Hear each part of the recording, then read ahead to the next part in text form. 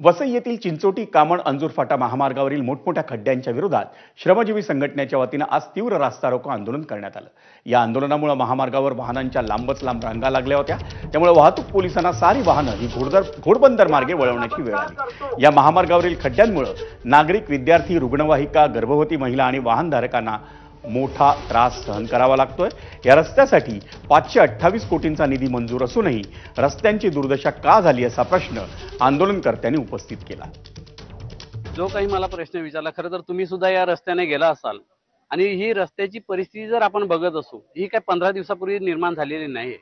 तर गेल्या 3 ते 4 वर्षापासून ह्या रस्त्याची अवस्था अशी आहे की खड्ड्यात रस्ता की रस्त्यात खड्डा अशी परिस्थिती।